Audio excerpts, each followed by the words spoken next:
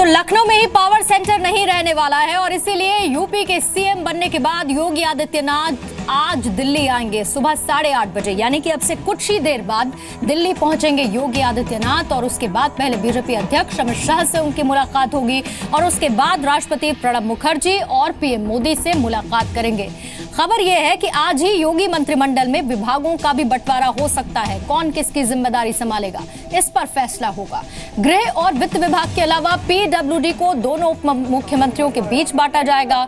UP में नई सरकार और उसके कामकाज पर हर खबर हम आपको दिखाएंगे, लेकिन उससे पहले इस खबर की क्रेडिबिलिटी यानी कि विश्वसनीयता देख लेते हैं। पहली विश्वसनीयता का पैमाना है खबर की जगह पर रिपोर्टर की मौजूदगी, तो इस खबर पर जी न्यूज का रिपोर्टर मौजूद है। दूसरी विश्वसनीयता का मापदंड ये है कि खबर सत्यापित है या नहीं, तो हम आपको बता दें कि यह खबर बिल्कुल सही है। तीसरा पैमाना है गवाह या फिर एक्सपर्ट की राय, इस खबर में गवाह भी है। चौथा पैमाना खबर की तकनीकी विश्वसनीयता का, यानी कि इस खबर में दिखाए गए वीडियो पर भरोसा आप कर सकते हैं या नहीं। तो आपको बता दें कि ये वीडियो जी मीडिया ने शूट किया है और इसीलिए आप इस पर पूरी तरह से यकीन कर सकते हैं। प्राण है योगी, लोगों के शान है योगी, कभी ना रहेंगे इनसे दूर हम। यूपी कैबिनेट में योगी का दम, योगी सरकार का एक्शन प्लान। यूपी में योगी आदित्यनाथ सरकार अपने पहले दिन से ही एक्शन में आ गई है।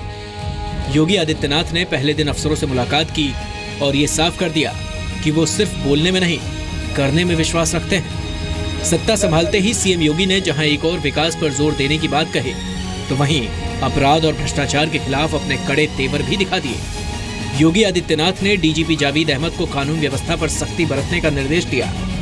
योगी आदित्यनाथ ने साफ किया है कि कानून व्यवस्था बेहतर करना उनकी सरकार की प्राथमिकता है। सीएम ने डीजीपी से राज्य के सभी डीएम और एसपी से वीडियो कॉन्फ्रेंस से संपर्क करने को भी कहा है। योगी आदित्यनाथ ने यूपी के बड़े अधिकारियों को अपनी संपत्ति का ब्यौरा देने को कहा है। 65 वरिष्ठ अधिकारियों के साथ पहली बैठक में मुख्यमंत्री ने 15 दिन के अंदर चल और अचल संपत्ति की घोषणा करने का निर्देश दिया। सीएम योगी ने अधिकारियों को स्वच्छता और ईमानदारी का संकल्प पत्र पढ़वाया। बैठक में अधिकारियों को बीजेपी के संकल्प पत्र की कॉपी भी दी गई और उसे लागू करने का रोड मैप बनाने को कहा गया। जो भारतीय जनता पार्टी का लोक कल्याण संकल्प पत्र था, उसके हिसाब से हमारी सरकार क्या चाहती है, ये अधिकारियों को निर्देश दिए गए, उनको जानकारी दी गई है और उसके अनुसार उत्तर प्रदेश में काम हो, इसका हम लोगों ने प्रयास किया। यूपी के वरिष्ठ अधिकारियों की इस बैठक से पहले मुख्य सचिव Rahul Bhatnagar, DGP Javed Ahmed, principal secretary गृह देवाशीष पांडा ने सीएम से अलग से भी मुलाकात की। हमारी सरकार का मानना है कि जो सुधार है ऊपर से शुरू किया जाता है। उन्होंने सुधार मुख्यमंत्री जी ने अपने से शुरू किया है, अपना प्रस्तुत, फिर अपने मंत्रियों का प्रस्तुत, उसके बाद हमारा जितना भी जो जनप्रतिनिधि हैं उनके बाद में हम लोग अधिकारियों के स्तर पर भी वृहद कदम उठाएंगे। ये अच्छी बात है और सबके लिए जानना भी जरूरी है कि जो एजेंडा हमारा है उत्तर प्रदेश के ट्रांसफॉर्मेशन के लिए, वो क्या है, कैसा है, उसको लेके लोग अगर समझने का प्रयास करें तो ज़्यादा अच्छा होगा, क्योंकि उसी एजेंडा को हमें इम्प्लीमेंट करना है। योगी ऐसे नेता माने जाते हैं जो अधिकारियों को दबाव में रखते हैं। सीएम के तौर पर योगी आदित्यनाथ के कैबिनेट में भी उनकी छवि दिख सकती है। योगी मंत्रिमंडल में शामिल श्रीकांत शर्मा अमित शाह के करीबी माने जाते हैं। सरकार के कामकाज को लोगों तक पहुंचाना इन्हीं के जिम्मे है। दिल्ली से यूपी गए सिद्धार्थनाथ सिंह पर भी आदित्यनाथ को पूरा भरोसा है। सूत्रों के मुताबिक गृह, वित्त और पीडब्ल्यूडी विभाग दोनों उप मुख्यमंत्रियों के बीच बांटा जा सकता है। यूपी जैसे बड़े प्रदेश में बेहतर तरीके से सरकार चलाने के लिए जरूरी है कि योगी आदित्यनाथ का अपनी कैबिनेट पर पूरा नियंत्रण हो।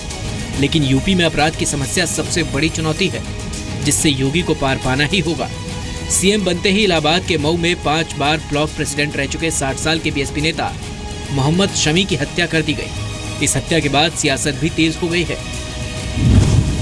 उत्तर प्रदेश में चाहे सपा पावर में रहे, चाहे बीजेपी पावर में रहे, बात एक ही है, लॉ एंड ऑर्डर को ये कंट्रोल नहीं कर सकते। उत्तर प्रदेश में कानून का राज लाने में पुलिस बल की कमी सबसे बड़ी समस्या है। पुलिस विभाग में 55% पोस्ट खाली है। पिछले 5 साल में महिलाओं के खिलाफ अपराध लगातार बढ़े हैं। राष्ट्रीय औसत और कई राज्यों के मुकाबले ऐसे अपराध काफी ज्यादा हैं। 2010-11 से 2014-15 के बीच महिलाओं से अपराध 61% बढ़ गए।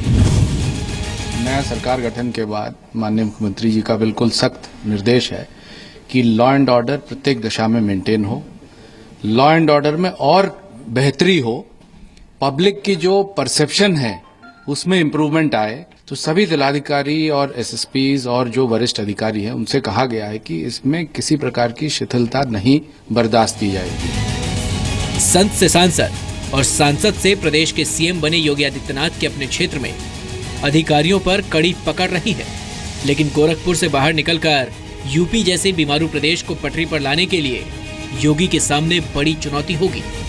ब्यूरो रिपोर्ट, जी मीडिया।